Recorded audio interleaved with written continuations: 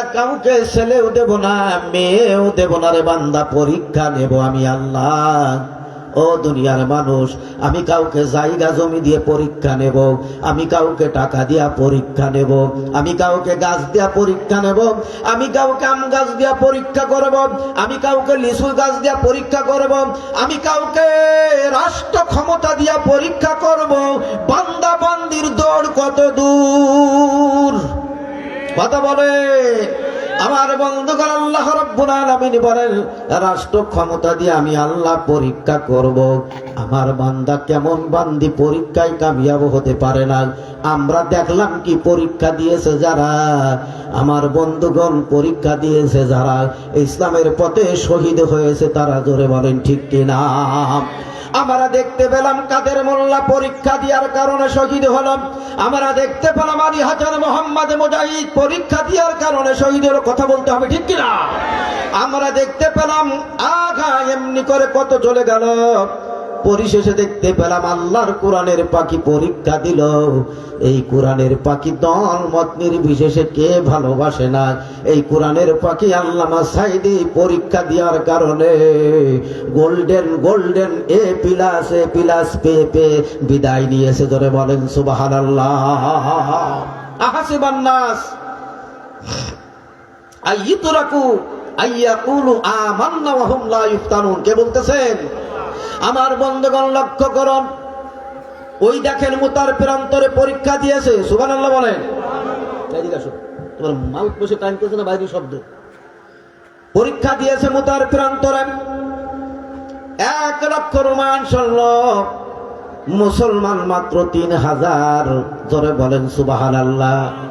একটু লক্ষ্য করুন, পরীক্ষা দিয়েছে আল্লাহর নবী, পরীক্ষা দিয়েছে সাহাবীরা। যারা নবীর পথে থাকবে তাদের বিরুদ্ধে হামলা হবে, নবীর পক্ষে যারা থাকবে তাদের মামলা হবে, নবীর পক্ষে যারা থাকবে তাদের গালি শুনতে হবে, জোরে বলেন ঠিক কিনা। আমার বন্ধুগণ, আমার ভাইরা, এইবার মুতার প্রান্তরে লড়াই হবে। 1 লক্ষ রোমান সৈন্য, মুসলমান কয় হাজার, জোরে বলেন কয় হাজার। 1 লক্ষ রোমান সৈন্য। নবীজির কানে সংবাদ গেল, নবী গো 1 লক্ষ রোমান সৈন্যদের সাথে লড়াই করতে হবে, আপনি পারবেন কিনা জানি না। নবী আমার 2 হাত তুলে চোখের পানিগুলো ফেলে ফেলে কান্দার বলে, আল্লাহ তাআলা মুতার প্রান্তরে লড়াই হবে, 1 লক্ষ রোমান সৈন্য, মুসলমান আমার 3000 সৈন্য আছে। আল্লাহ গো 1 লক্ষ সৈন্যর মোকাবেলা কেমন করে করব? তবে আল্লাহ তুমি যদি আমার সাথে থাকো, আল্লাহ তুমি যদি আমার সহযোগিতা করো, আল্লাহ কসম করে বলি বিন্দু মাত্র বিচলিত হব না। 3000 সৈন্য নিয়ে 1 লক্ষ কাফেরদের মোকাবেলা করব, জোরে বলেন সুবহানাল্লাহ। কষ্ট আছে আপনাদের? আমার ভাইরা একটু আগে আসেন তো, একটু আগে আসেন, একটু আগে আসেন। মুতার প্রান্তরে লড়াই হবে, 1 লক্ষ রোমান সৈন্য। মনে রাখবেন রোমান সৈন্য কত আর মুসলমান? আচ্ছা বলেন তো, 1 লক্ষ রোমান সৈন্যদের কাছে মুসলমান কিছু? তবে 1 লক্ষ রোমান সৈন্য হলে কি হবে? এখনো পর্যন্ত মুসলমান যদি নারায়ে তাকবীর আল্লাহু আকবারের ধ্বনি জোরে মারে, আমার মনে হয় বাতিল শক্তি বাই বাতাস করতে করতে বর্ডারে যেয়ে পৌঁছাবে, কথা জোরে বলেন ঠিক কিনা। আমার বন্ধুগণ, নবীজি ভারাক্রান্ত হৃদয় নিয়ে সাহাবীদের মাঝে চলে আসলেন।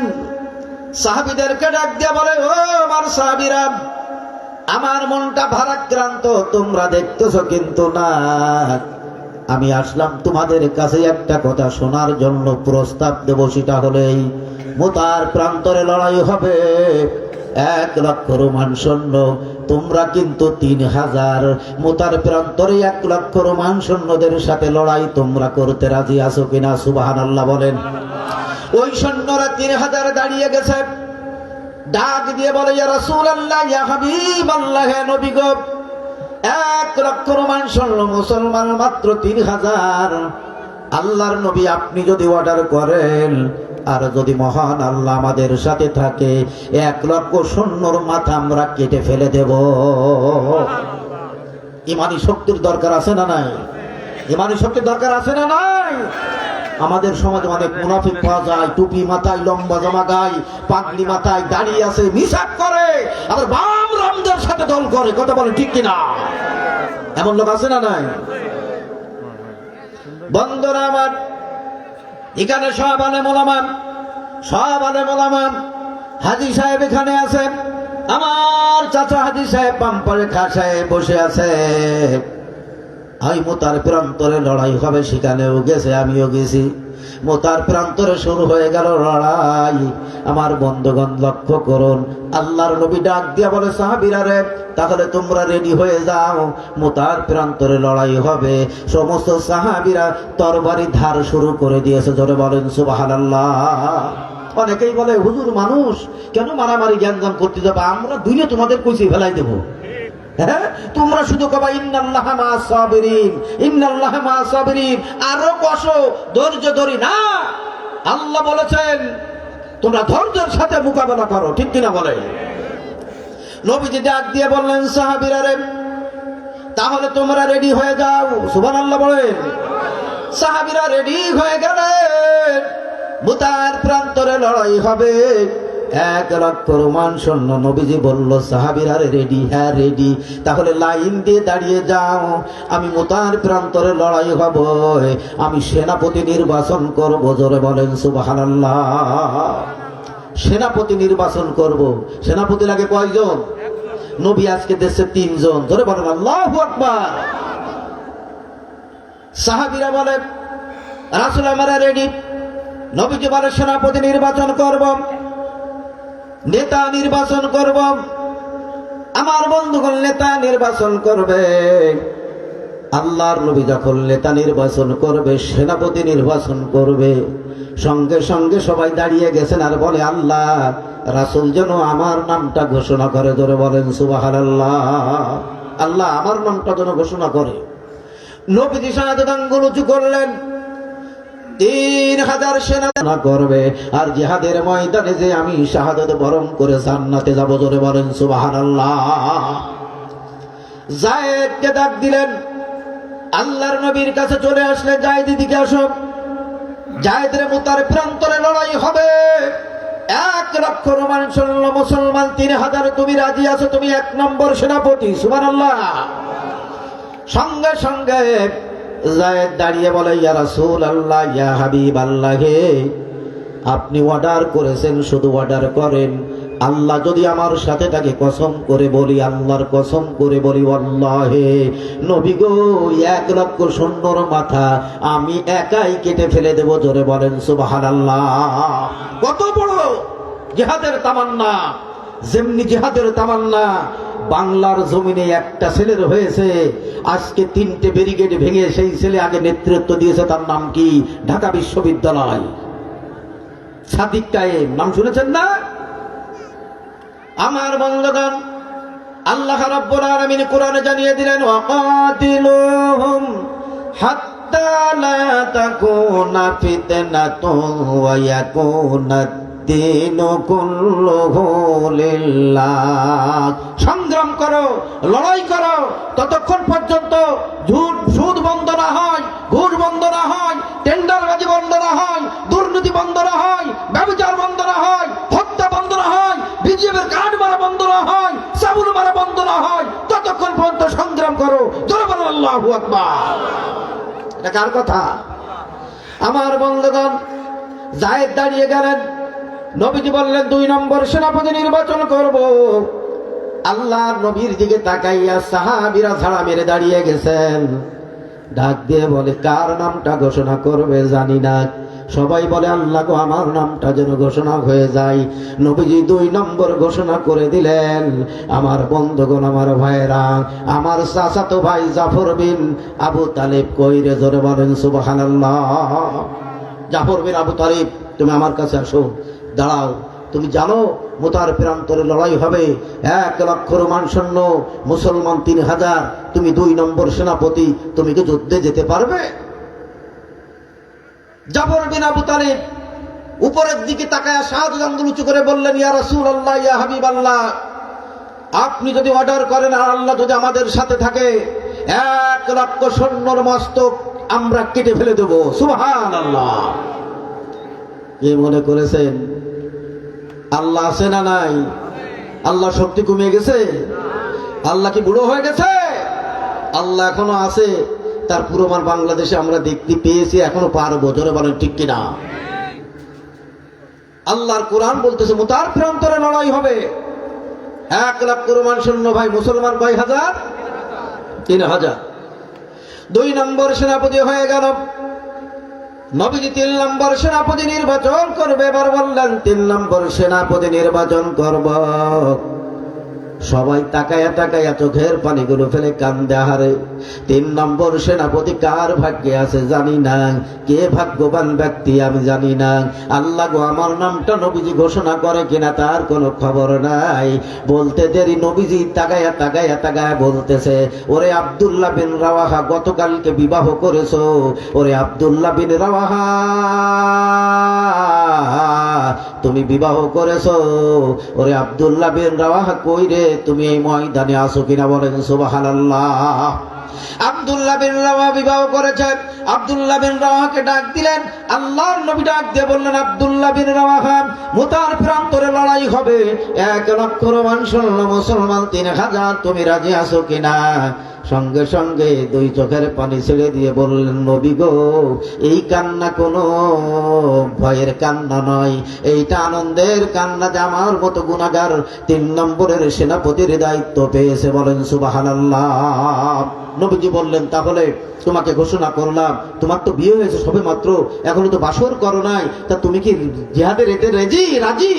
বলল, ইয়া রাসূলুল্লাহ, টেনশন করবেন না, অর্ডার করেন, কাফেরের বাচ্চারা কোথায়, তন্ন তন্ন খুঁজে খুঁজে মাথা কেটে ফেলে দেবো। সুবহানাল্লাহ।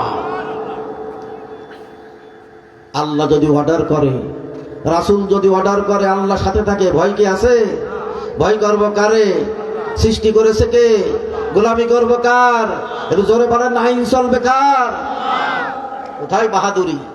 মুরব্বী যারা, এই যে মুরব্বী যারা বয়স শেষ পিরাই, কখন কোন সময় আরো বড় লাঠি ধরতে হয় কিনা তার কোনো ঠিক নাই। কথা বলেন ঠিক কিনা? আল্লাহ রাব্বুল আলামিনের পরিকল্পনা এবার লক্ষ্য করুন আমার ভাইয়েরা। নবীজি 3 জন সেনাপতিকে ডাক দিলেন। সেনাপতি লাগবে 1 জন। কাফের বেঈমান মুনাফিকেরা বলতেছে, ওরে আব্দুল্লাহ বিন রাওয়াহা, তুই তো বিয়ে করেছিস, বাসর করিস নাই। ওরে জাফর বিন আবু তালিব, তুই তো শুনে রেখে দে, তোর 2টা বাচ্চা বউ আছে। আমার বন্ধুগণ জায়েদকে ডেকে বলে, জায়েদ রে, তুমি জিহাদের ময়দানে যাবে, 3 জন সেনাপতি নির্ঘাত তোমরা শহীদ হয়ে যাবা, খবরদার যুদ্ধের ময়দানে যেও না, যেও না, যেও না। সঙ্গে সঙ্গে 3 জন একসাথে বলল, রে মুনাফিকের বাচ্চারা, বুঝতে পেরেছি আমাদের ডিস্টার্ব করতেছো, জিহাদের ময়দানে যেন আমরা না যাই। ওরে মুনাফিক, সরে যা, আমরা জিহাদের ময়দানে চলে যাব। বলেন সুবহানাল্লাহ। মুনাফিক সেই যুগেও ছিল, এই যুগেও আছে না নাই? জোরে বলেন, আছে না নাই? যশোরে যাইও না, নারায়ে তাকবীরের ধ্বনি দিয়ে ইসলামের জন্য যশোরে যাইও না। দড়াটা নাই মিছিল করিও না, যদি মিছিল করে তাহলে গোল আলু পড়বে, আহা বোমা পড়তে পারে, খবরদার যাইও না। ওর ইসলাম বিরোধীরা কাল মাসের মতবাদ, লেনিনের মতবাদ, মাও সেতুতের মতবাদ যারা বিশ্বাস করো, তোমরা নারায়ে তাকবীরের স্লোগান দিতে পারো না, তোমরা নেতার নামে স্লোগান দাও, আর আমরা নারায়ে তাকবীর আল্লাহু আকবারের স্লোগান দিই। আমরা বলতে চাই, একবার যদি নারায়ে তাকবীরের স্লোগান দেওয়া হয়, মুতার প্রান্তরে যেমনি ভাবে সৈন্যরা পলায়ন করেছিল, এই বাংলার জমির ইসলাম পীরেরা যদি একবার নারায়ে তাকবীর দেয়, তাহলে কাফেররা পলাই দিতে বাধ্য হবে। জোরে বলেন ঠিক কিনা? লিল্লাহি তাকবীর, আল কোরআনের আলো। ঘরে ঘরে বহুত জ্বালাইছে, এবার কনে জ্বালাবো? জোরে বলে, কনে? সংসদে জ্বালাবো, পারবো তো? রাজি আছেন? আল্লাহ কবুল করুক। জোরে বলেন আমিন। তবে পরীক্ষা দিতে হবে। সূরা আল আনকাবুত 2 নম্বর আয়াত, আহাসিবান নাস আইয়ুতরাকু। দেখেন পরীক্ষা চলতেছে মুতার প্রান্তরে। সুবহানাল্লাহ পড়েন। ওগো এভাবে সাহাবের একটু মুতার প্রান্তরে লড়াই হবে, 1 লক্ষ রোমান সৈন্য। সুবহানাল্লাহ পড়েন। বলতেছে, বাবা জায়েদ, বাড়ি যাও। লক্ষ্য করুন, ইমান কারে বলে, ইসলাম কারে বলে। বাড়ি যাও, মা বাবার কাছ থেকে সালাম বিদায় নিয়ে আসো। সঙ্গে সঙ্গে জায়েদ দাঁড়িয়ে বলতেছে, ইয়া রাসূলুল্লাহ, আমার তো মা বাপ নাই, আমি আপনার কাছে এসেছি, আপনার কাছে আমি থাকি, আপনি আমার সব, আমি মেনে নিলাম। আমার মা আয়েশা ঘরের ভিতর থেকে শুনেছেন, আমান্না সাল্লামনা সামি'না আতা'না, সুবহানাল্লাহ পড়েন, আমি মেনে নিলাম, আমার কারোর কাছে যাওয়া লাগবে না। ডাক দিয়ে বললেন, জাফর বিন আবু তালেব, তুমি বাড়িতে যাও, বিদায় নিয়ে আসো। জাফর বিন আবু তালেব দৌড় মারলেন, স্ত্রী কাজ করতেছে, ঘরের বাইরে থেকে সালাম জানালেন, আসসালামু আলাইকা ইয়া আহলাল বাইত, ঘরের ভিতরে বাড়ির ভিতরে কে আছো গো? উত্তর দিয়ে দিলেন। এইবার কাছে যে ডাক দিয়া বলতেছে, প্রাণের স্ত্রী রে, ওই স্ত্রী, আমি তোমার কাছে দোয়া নেওয়ার জন্য আসছি, আমার দুইটা ছেলে কই রে, তাড়াতাড়ি করে আমার কাছে ডেকে নিয়ে আসো। ধরে বলেন মারহাবা। আমার বন্ধুগণ, আমার ভাইরা, ও ভাইরা, আমার ইসলামের পক্ষে থাকেন, কোরআনের পক্ষে থাকেন, মার খান জেলে যান, আল্লাহ বলে মার খাবে, জেলে যাবে, রিমান্ডে যাবে, মৃত্যু হয়ে যাবে, তার আগে ওদের জন্য জান্নাতের ব্যবস্থা করে রেখেছি। ধরে বলেন সুবহানাল্লাহ। আমার বন্ধুগণ, জাফর বিন আবু তালেব বাড়িতে স্ত্রীকে বলে, স্ত্রী রে, সালাম দা, গ্রহণ কর, আমার বিদায় দাও। ওরে বিবি মুতার প্রান্তরে লড়াই হবে, 1 লক্ষ রোমান সৈন্য, মুসলমান 3000, আমি চললাম জিহাদের ময়দানে, তুমি বাড়িতে আসো, আমার সন্তানরা কই, তাড়াতাড়ি করে ডেকে নিয়ে আসো। স্ত্রী দুইটা হাত তুলে কান্দার বলে, মাবুদ, আমার প্রাণের স্বামী জাফর বিন আবু তালেব জিহাদের ময়দানে যাওয়ার জন্য প্রস্তুত, আল্লাহ গো, জিহাদের গাজী বানাইয়া আমার স্বামীকে আমার বুকে ফিরাইয়া দিও। স্ত্রীর হাতে উল্টা পিঠ দিয়া ছোট্ট করে আঘাত করে বলে, বিবি রে, তোমার হাতটা কেটেছে কিনা? বলে, হাতটা তো কাটে নাই, তার কারণ হলো উল্টা পিঠ দিয়ে আঘাত করেছি। উল্টা পিঠ দিয়ে আঘাত করলে যেমনি কাটে না, নবীজি মুতার প্রান্তরে আমাকে সেনাপতির দায়িত্ব দিয়েছেন, 2 নম্বর সেনাপতি, তোমার ওই উল্টো দোয়া আজকে আল্লাহর দরবারে কবুল হবে না। বলেন মারহাবা। দোয়া কবুল হবে না। স্ত্রী, আমার সন্তানদের আমার এই রাস্তায় পাঠায়ো, আমি হয়তো আর ফিরে আসবো না, তার কারণ আমার নাকের ভিতরে আমি জান্নাতের ঘ্রাণ পেয়ে গেছি। সুবহানাল্লাহ বলেন, সুবহানাল্লাহ। আরো জোরে বলবেন না? জান্নাতের ঘ্রাণ পেয়েছিল কাদের মোল্লা, জান্নাতের ঘ্রাণ পেয়েছিল আলী হাজার মোহাম্মদ মুজাহিদ, জান্নাতের ঘ্রাণ পরিণত পেয়েছিল মতিউর রহমান নিজামী। তাদেরকে যখন দেখতে গেছে রাত 12টায় 1 মিনিটে ফাঁসি হবে, এখনো সময় আছে, কাদের মোল্লার কাছে যে বলতেছে, আপনার তো স্যার সময় 1 ঘন্টা পরে আপনার ফাঁসি হবে, তো আপনি তৈরি হয়ে যাবেন, তৈরি থাকবেন। বলতেছে, আমাকে ডিস্টার্ব করো না, 1 ঘন্টা পরে যখন আমার ফাঁসি, তাহলে আমি একটু ঘুমাই আনি। সুবহানাল্লাহ বলে। আরে ভাই, যাদের ফাঁসির অর্ডার হয় তারা কি বলতে পারে যে আমার 1 ঘন্টা পরে ফাঁসি হবে, আমি একটু ঘুমাইনি? পারবে ভাই? আমরা এখন বলতাম, মা গো, বাবা গো, মরে গেলাম, কনে গো, চাচা গো, খালু গো, মামু গো, কই তোমরা, তাড়াতাড়ি আসো, আমার জনমের শীতের রুটি খাওয়াও, মুরগির গোশ খাওয়াও, আমি আর বাঁচবো না। মা বোনেরা কান্না শুরু করে দেবে সুর দিয়ে, কত সুন্দর সুর, এই সুর দিয়ে কান্নাকাটি করবে। কিন্তু আমার বন্ধুগণ, উনি যখন বলতেছেন 1 ঘন্টা পরে, আমার বন্ধুগণ দেখতে গেল, ছেলে গেল, বউ গেল, মেয়ে গেল, জামাই গেল, সবাই যখন দেখতে গেল, দেখতে যাওয়ার সঙ্গে সঙ্গে মুখে হাসি দিয়া বললেন, টেনশন করো না, চিন্তা করো না, কিছুক্ষণ পরে মহান আল্লাহ রাব্বুল আলামিনের ডাকে সাড়া দিয়ে আল্লাহর সাথে আমি কথোপকথন করতে যাবো। ধরে বলেন সুবহানাল্লাহ। ও গো মুজাহিদ, চলো কাফেলা, শহীদেরা মরে না।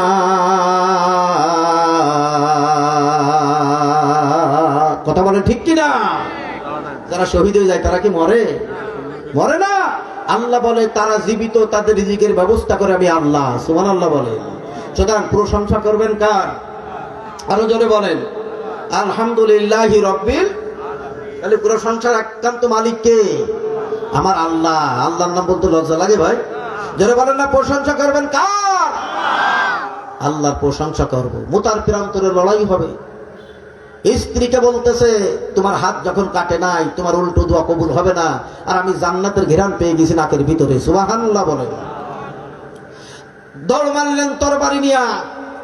পিছন থেকে স্ত্রী বলে, স্বামী একটু কথা শোনো। স্বামী একটা কথা, ছোট্ট ছোট্ট দুইটা বাচ্চা চলে আসছে, বলতেছে দুইটা বাচ্চা চলে এসে, বাবা একটু দাঁড়াও, বাবা একটু কথা বলি। দুই চোখের পানিগুলো ছেড়ে দিয়া স্ত্রী কান্দে, সন্তান কান্দার বলে, একবারের জন্য দাঁড়িয়ে যান, বিন্দু মাত্র ডিস্টার্ব করবো না। বলে সময় নাই, আমি কিছুক্ষণের মধ্যে আমার আল্লাহর সাথে দেখা করতে যাবো। ধরে বলেন সুবহানাল্লাহ। তাদের ইমানের পাওয়ার ছিল কত! 3 নম্বর সেনাপতি চলে গেছেন। নাম কি বলুন তো 3 নম্বর সেনাপতি? আব্দুল্লাহ বিন রাহা। মনে রাখবেন, মমতাজের নাম যেন আমাদের মনে থাকে, এরকম একটু মনে রাখবেন। আইয়ুব বাচ্চুর কথা যেমন মনে থাকে, এগুলো ভুলি না। ভুলি কোনগুলো? আল্লাহর কোরআনের কথাগুলো, সাহাবীদের নামগুলো আমরা ভুলে যাই। কপাল পোড়া জাতি আমরা। মোতার প্রান্ত লড়াই হবে। 3 নম্বর সেনাপতি আব্দুল্লাহ বিন রাওয়াহা। সুবহানাল্লাহ বলেন। বিবাহ করেছে, বাসর হবে ওই রাত্রে। চলে গেছে বিদায় নিয়ে আসতে। কোরআন তেলাওয়াত করতেছে, স্ত্রী পিছনে থেকে বলতেছে, বাইরের থেকে আসসালামু আলাইকুম সালাম দিয়েছেন, ওই স্ত্রী কোরআন তেলাওয়াত বন্ধ করো, আমি তোমার স্বামী এসেছি। আব্দুল্লাহ বিন রাওয়াহা। ধরে বলেন সুবহানাল্লাহ। বলে, বিবি কোরআন বন্ধ কর। ওগো বিবি কোরআন বন্ধ করো। মোতার প্রান্তরে লড়াই হবে। 1 লক্ষ রোমান সৈন্য, মুসলমান 3000। আমি 3 নম্বর সেনাপতি, তোমার সাথে এখনো দেখা হয় নাই, সাক্ষাৎ হয় নাই, তুমি আমারে মাফ করে দিও। আমি চললাম জিহাদের ময়দানে। ধরে বলেন সুবহানাল্লাহ। আর আমাদের মাহবুবেরা হলে কি হইতো? যদি একবার ধরতে পারতো, পাজা করে ধরতো তো ছাড়তো না, ওই জায়গায় যাওয়া যাবে না। কথা বলেন ঠিক কিনা? যাওয়া যাবে না।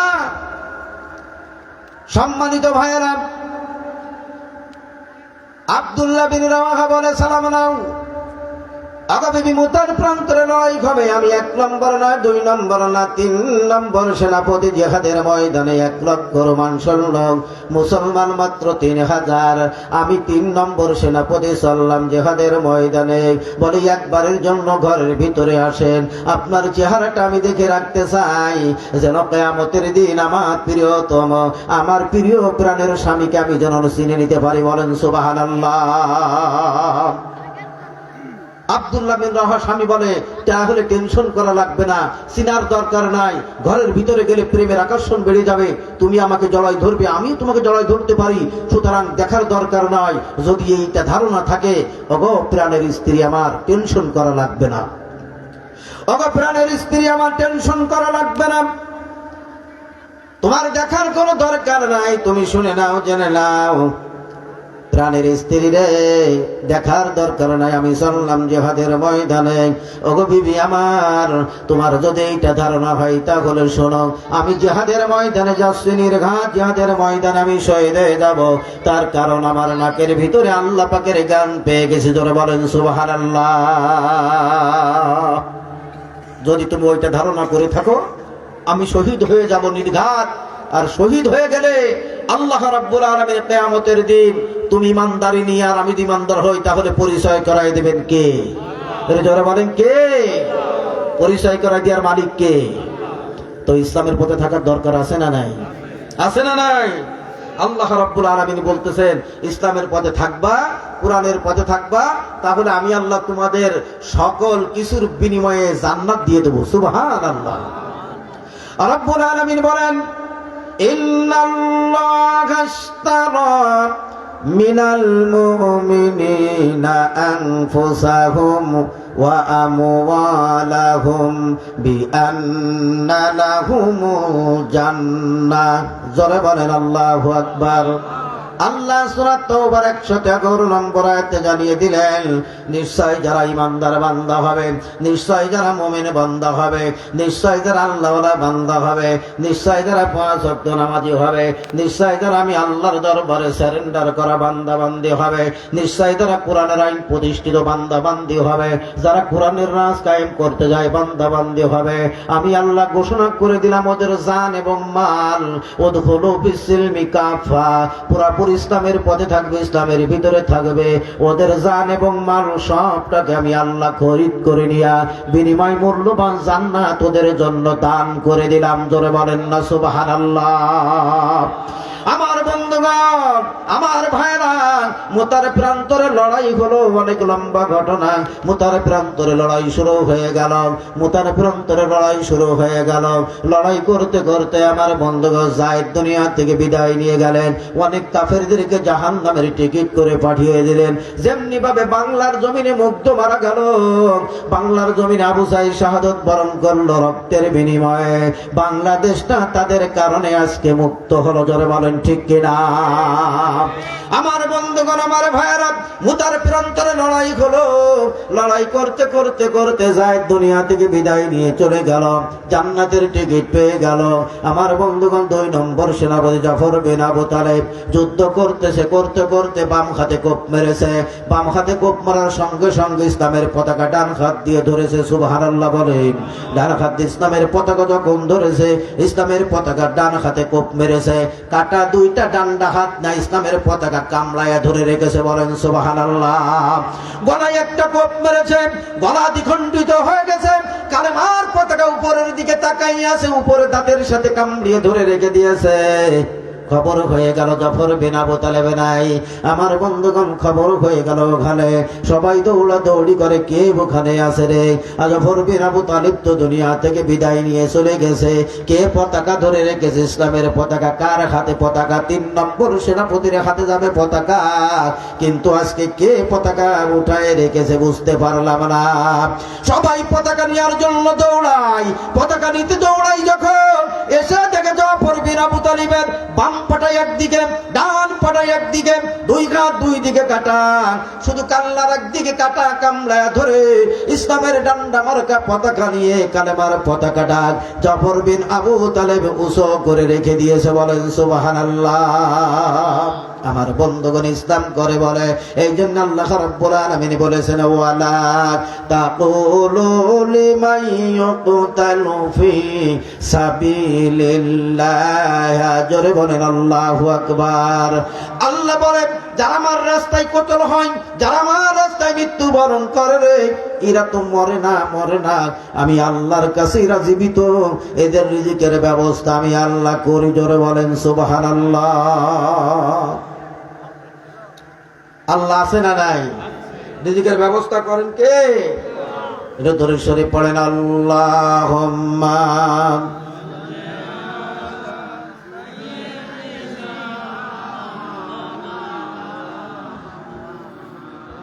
ওয়া আলা আলি।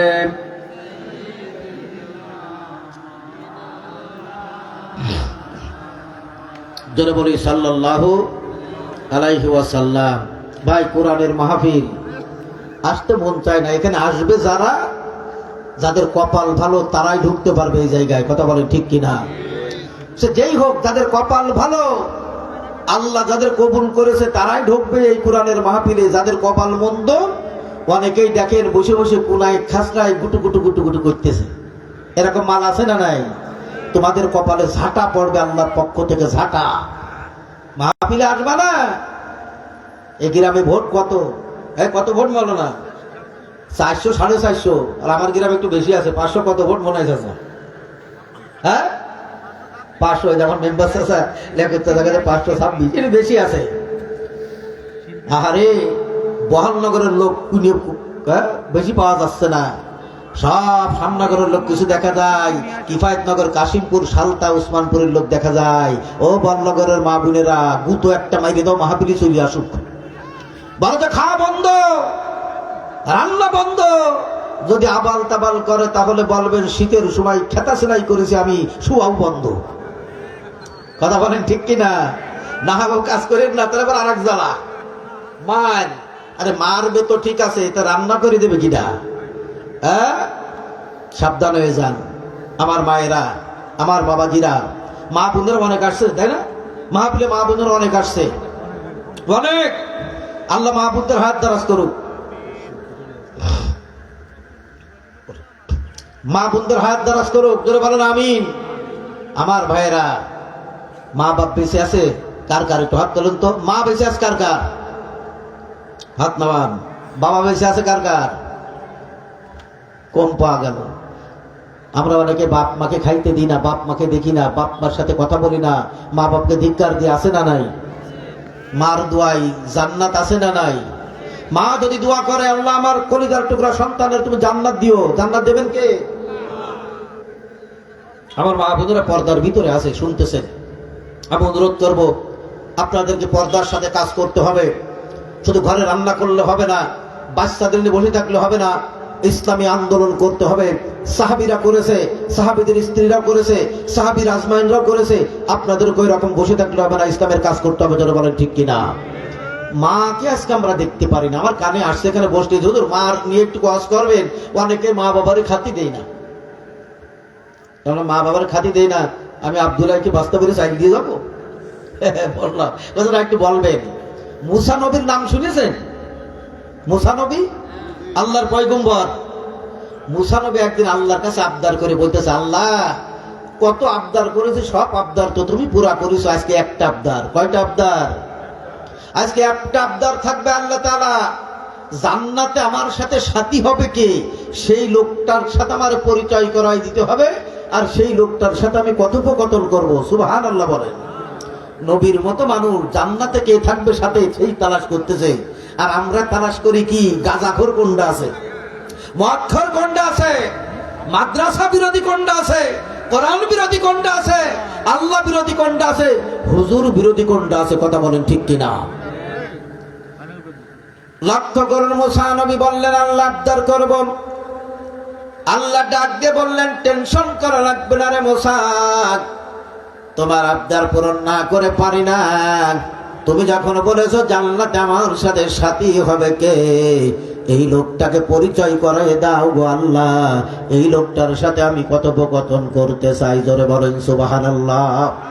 আল্লাহ ডাক দিয়ে বলল, মুসা রে, তোমার জান্নাতে থাকবে কে, সাথে সাথী হবে, এই দেখার জন্য তোমার এত আবদার। তাহলে তুমি যাও, ওই যে পাহাড়িয়া এলাকায় একটা বাজার আছে রে মুসা, ওই পাহাড়ের কাছে যে দেখো একটা লোক এত কালো, ঠোঁটটা বড় থাবড় রে মুসা, ওই কসাই হবে তোমার সাথে জান্নাতি। জোরে বলেন সুবহানাল্লাহ। আল্লাহর গোলাম, আল্লাহর পয়গম্বর মুসা নবী রওনা করেছেন। দ্রুত যে তাকিয়ে দেখে গোড় বিক্রি করা হয়ে গেছে। আহারে কত সুন্দর মানুষ! কালো হলে কি হবে? কালোর ভিতরে ভালো আছে না নাই? এই যে হাজী সাহেব যারা আছে, তারা দেখেছে বিলাল রাদিয়াল্লাহু তাআলা আনহু নিগ্র মানুষ ছিলেন। আমার বন্ধুগণ, নিগ্র মানুষ হজ করতে বেশি আসে, তারা বড় বড় মানুষ। আমি যখন গেলাম, আমি তাদের মাজা পর্যন্ত, কারোর এই পর্যন্ত, এই যে আমার চাচা দিকে আসছে, আর তারা খায় এত বড় বার্গার, খায় 4-5টা বার্গার, বড় বড় বার্গার একসাথে, তাও বলে এখনো ক্ষুধা নিবারণ হয় নাই। জোরে বলেন সুবহানাল্লাহ। আমার বন্ধুগণ, আমার ভাইয়েরা, মুসা নবী তাকিয়ে দেখে তো কালো মানুষ, এত ছোট বড় থাবড়, গোড় বিক্রি করা হয়ে গেছে। কিছু গোশ রেখেছে, কুচি কুচি কুচি কুচি করে টুকলা করে নিয়ে বাড়ির দিকে রওনা করেছে। ডাক দিয়ে বলে, ভাই কসাই একটু দাঁড়া রে, ও ভাই কসাই একটু দাঁড়া রে, আমি তোমার বাড়িতে আজকের জন্য একটু মেহমান হতে চাই। জোরে বলেন মারহাবা। পয়গম্বর মুসা নবী যেই না বলেছে, বলে আলহামদুলিল্লাহ, চলুন না আমার বাড়ি থেকে মেহমান আপনি হবেন। ও আমার আম্মা জানেরা লক্ষ্য করুন, ও যুবক ভাইয়েরা লক্ষ্য করুন, যাদের বাবা মা বেঁচে আছে লক্ষ্য করুন। এইবার পয়গম্বর মুসা নবী রওনা করেছে, কসাই আগে আগে যায়, আল্লাহর পয়গম্বর মুসা নবী পিছে পিছে যায়। এইবার কসাই বাড়িতে বসতে দিলেন। বাড়ি কিন্তু বেশি একটা উঁচু লম্বা বড় না, সাদের বাড়ি না আমার বন্ধুগণ, ফাঁকা ফাঁকা বাড়ি। চলে গেলেন বাড়িতে, হাত মুখটা ধুয়ে নিয়ে আমার বন্ধুগণ গোশটা কিমা করলেন, রান্না করলেন, 2-3টা রুটি বানালেন, বানাইয়া এবার কি করলেন, রেখে দিলেন।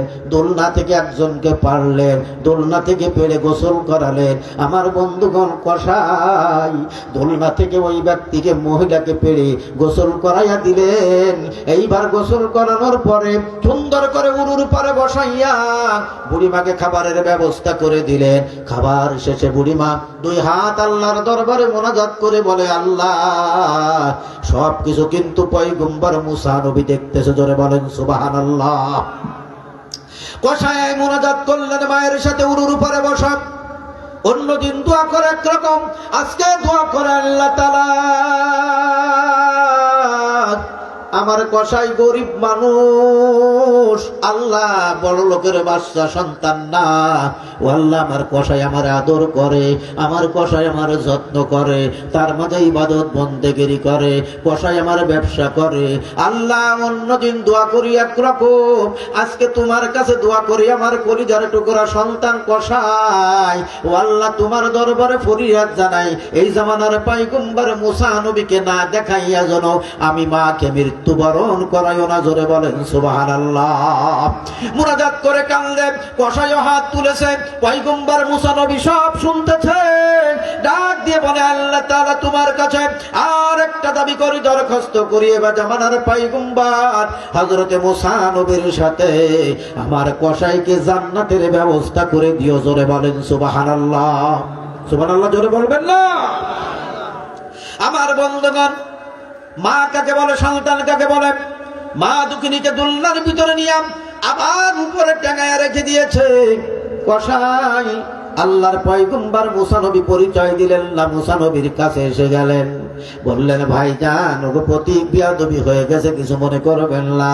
বলে, বুঝলাম সব কথা, ওই যে মহিলাটাকে পাড়া হলো, মহিলাকে রুটি খাওয়ানো হলো, ওই মহিলাটাকে আর মুনাজাতের মধ্যে মহিলাটা কি বললো আমাকে তুমি শোনাও।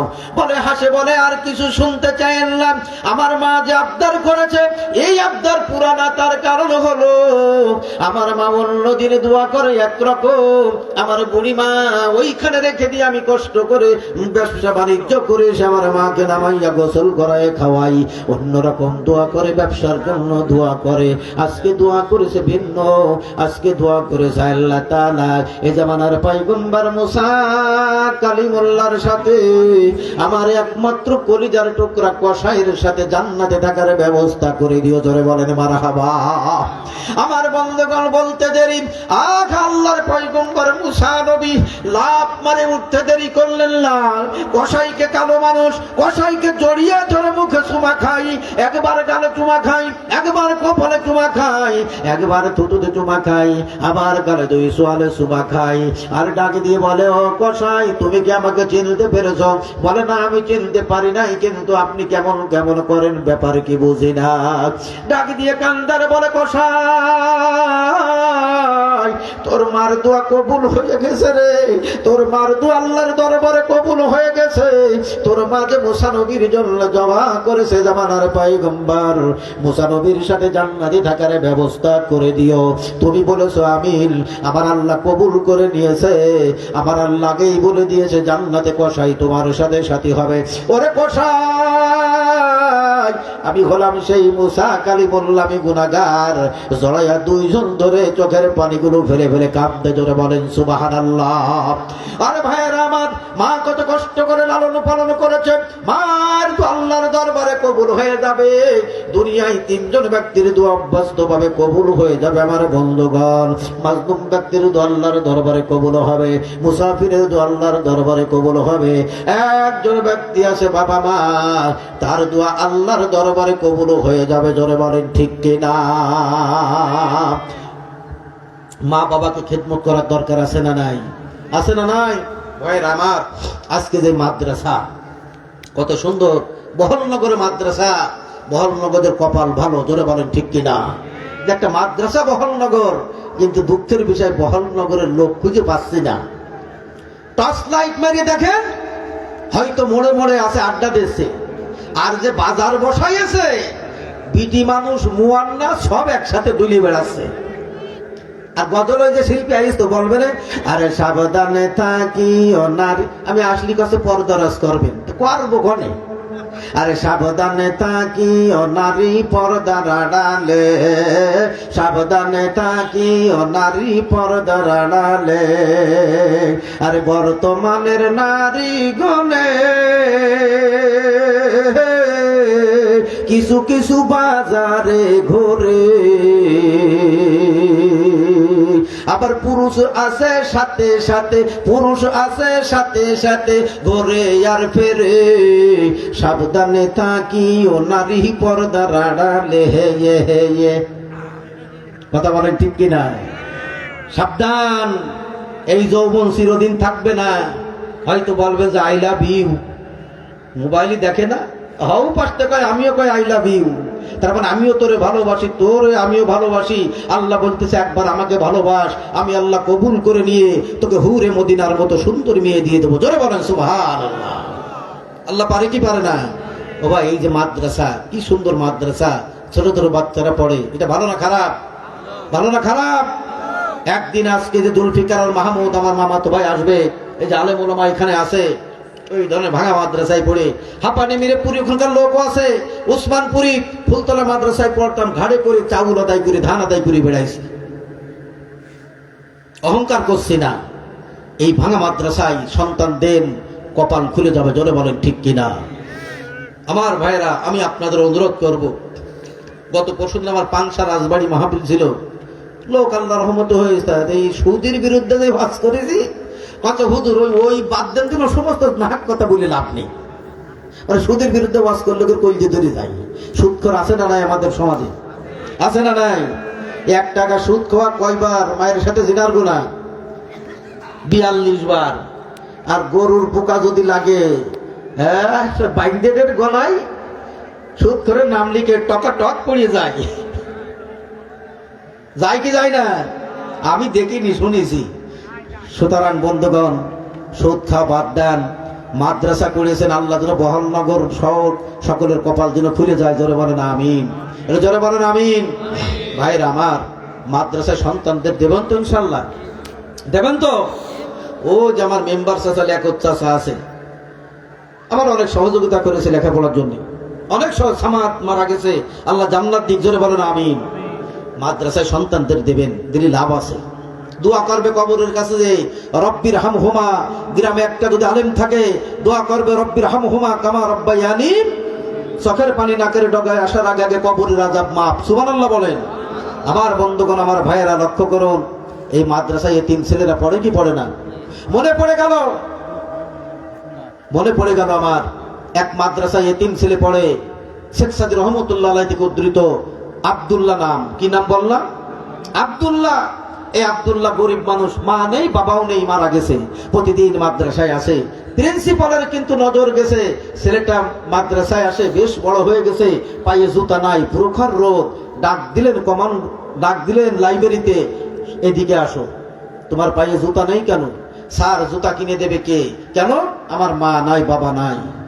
এরকম এতিম আছে না নাই? আমার মা নাই বাবা নাই, জুতা কিনে দেবে কে? শিক্ষকের ছিল একটা কাপড়ের জুতো, এই কাপড়ের জুতোটা নিয়ে বলল, বাবা এই নাও, তুমি এই জুতোটা প্রতিদিন পাই দিয়ে মাদ্রাসা আসবা। ধরে বলেন আল্লাহু আকবার। সম্মানিত ভাইরা, জুতাটা নিলেন ঠিকই, কিন্তু মনে মনে চিন্তা করতে করতে বাড়ি গেল, ওগো রব্বি কারীম, এই জুতা যদি আমি পাই দিই, আমি শিক্ষকের মর্যাদা ক্ষুণ্ণ হবে। আল্লাহ, তোমার কাছে দরখাস্ত করি, একটা ব্যবস্থা করে দাও। বাড়িতে গেলেন, জুতা পাই দিলেন না। পরের দিন স্কুলে মাদ্রাসায় আসবে, জুতা কি করলেন? বেলেট দিয়া সমস্ত জুতা থেকে কাপড়ের জুতা কাপড়গুলো উঠায় পরিষ্কার করে ফেললেন। রাতের বেলা দর্জির কাছে চলে গেলেন, ওগো দর্জি ভাই, একটা টুপি বানাই দেয়া যাবে কিনা? জোরে বলেন সুবহানাল্লাহ। ওগো দর্জি ভাই, একটা টুপি বানাইয়া দিয়া যাবে কিনা? দর্জি বললেন যে অবশ্যই যাবেন। সুন্দর করে একটা টুপি বানিয়ে দিলেন। সকাল 8টার সময় রওনা করেছে মক্তবে মাদ্রাসায়, রওনা করেছে টুপি মাথায় দিয়া। প্রিন্সিপালের নজরে পড়ে গেছে, এত বড় বিয়াদব দেখা যায় না, এত নম্র ভদ্র ছেলে আমার সাথে বিয়াদবি করেছে, আজকের হাই নাই। সবার কাছে বলল, কে ডাক দাও। লাইব্রেরিতে ডাক দিয়া হলো, বেতের লাঠি নিয়ে আসা হলো। শিক্ষকরা বলে, কি করবেন? ওই আব্দুল্লাহর পিঠের চামড়া তুলে দেব, আমার সাথে বিয়াদবি করেছে, আমার সে জুতা পাই দেয় নাই। আব্দুল্লাহকে ডাকা হলো, আব্দুল্লাহ রুমের ভিতরে আসলো, লাঠি টেবিলের পরে বাড়ি দিয়া বলে, এত বড় বিয়াদব। ছাত্ররা বলে, ব্যাপার কি রে? আব্দুল্লাহ তো মারামারি করে না, আব্দুল্লাহ জ্ঞানজাম করে না, ফ্যাসাদ করে না, এত সুন্দর এত ভদ্র আব্দুল্লাহকে মারবে? শিক্ষকরা বলে, স্যার, প্রিন্সিপাল সাহেব অনুরোধ করে আব্দুল্লাহকে মারবে মারবেন না, মা নাই বাবা নাই, মাদ্রাসায় পড়ে এতিম মানুষ, ওর গায়ে হাত দিলে ওর কান্নার কেউ নাই, কানবে কে? ওর মা নাই বাবা নাই, কে ওর আদর করবে? বলবে স্টপ, কেউ কথা বলবে না। এত বড় সাহস আজকে, আমি জুতা দিলাম জুতা পাই দিল না, ওরে আজকে রিহাই নাই। এত বড় স্পর্ধা, ওর মতো সন্তান দরকার নাই, ওর মতো ছাত্র আমার দরকার নাই। টেবিলের পরে লাঠি, জোড়া লাঠি নিয়ে এইবার ডাক দিয়ে বলে কাছে আসো, টেবিলের পরে আঘাত করে বলে স্যার কি বলতেছেন? ও বুঝতে পারে নাই, বলতেছে বিয়াদব করেছো আমার সাথে, তুমি জুতা পাই দাও না কেন? আজকে তোমার জন্মের মতো মারা হবে। সব শিক্ষকরা কান্দে, ফুপাইয়া কান্দে। ছাত্র এবার বুঝতে পেরেছে জুতা পাই দেয়নি, তাই তোমার মারবে। ও আমার যুবক ভাইরা, ও আমার ছাত্র ভাইরা, ও ভাইরা লক্ষ্য করুন, লাঠি নিয়ে যখন মুসা করেছেন, আব্দুল্লাহ কড়ি ছোড় করে দুই হাত তুলে চোখের পানিগুলো ফেলে কান্দার বলে হুজুর আমার গায়ে হাত দিবেন না, আমারে মারবেন না, আমার বিয়াদবি হতে পারে। আপনার কাছে একটা আবদার করি, আপনি যে জুতা পাই দিতে বলেছেন, জুতা আমি পাই দিতে পারি নাই, আপনার অমর্যাদা হবে। বলে বিয়াদবরে আমার কথা তুই শুনিস নি কেন? বলল হুজুর গো জুতা পাই দিই নাই আমি, এটা সত্য কথা, কিন্তু আজকে জুতা আমি মাথায় দিয়ে আপনার প্রতিষ্ঠানে এসেছি। জোরে বলেন সুবহানাল্লাহ। টেবিলের পরে লাঠি বাড়ি মেরে আবার বলে বিয়াদব আমার জুতা মাথায় মানে কি?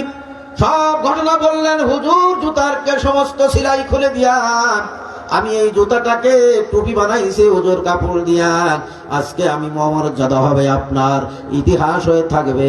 এই জন্য আপনার জুতার কাপড় আজকে আমি পায়ে দিতে পারি নাই, জুতা ঠিক কিন্তু জুতা খানা নিয়া আজকে আমি মাথায় দিয়ে আপনার বক্তব্য এসেছি। ধরে বলেন সুবহানাল্লাহ, লিল্লাহে তাকবীর। আমার বন্ধুগণ, আমার ভাইয়েরা, আপনাদের খেদমতে আরজ করব, এখানে এতিমেরা থাকেন। ও ভাইয়েরা আমার, আপনাদের খেদমতে আরজ করতে চাই, এই এতিমদের জন্য মাদ্রাসায় আপনাদের আল্লাহর হস্তে যে যা পারবেন একটু দান করে যাবেন, একটু পকেটে হাত দেন, আমি বেশিক্ষণ বিরক্ত করব না। এই এতিম ছেলেদের জন্য আল্লাহর দরবারে এতিমেরা দোয়া করবে। এতিমেরা যদি আপনার জন্য দোয়া করে, আবার আল্লাহ বলে দোয়া করতে দেরি, ওদের মঞ্জুর করতে আমি আল্লাহ দেরি করি না। জোরে বলেন মারহাবা। আছেন কোন ভাই যান, এই ছেলেকে সইটা দাও আমার ভাই যান, আমার ভাইরা, আপনাদের খেদমতে আরজ করব। আমার ভাইরা, এই মাদ্রাসায় দানের জন্য আছেন কোন ভাই যান, কোন বাবাজি স্টেজে থাকলেও বলেন খুব দ্রুত দান করেন, আল্লাহ কবুল করে নেবে। পর্দার ভিতরে যদি মা বোনেরা দিতে চাই, আপনারা সেখানে লোক পাঠায় দেন, খুব দ্রুত আমার মা বোনেরা দান করবে। আমার বন্ধুগণ, আমার ভাইয়ারা, আমি নগদ টাকা পেয়েছি, নগদ টাকা পেয়েছি, আল্লাহ কবুল করে নাও। আল্লাহ একজন দিয়েছে, হাবিবুল্লাহ মিয়া 2000 টাকা দান করেছে। জোরে বলেন সুবহানাল্লাহ। আমার বন্ধুগণ আমার কাছে দিয়েছে, সব আমি পেয়েছি। আমি আপনাদের খেদমতে আরজ করব, হাবিবুল্লাহ মিয়া আল্লাহ তুমি তার হায়াত দারাজ করে দাও। জোরে বলেন আমিন।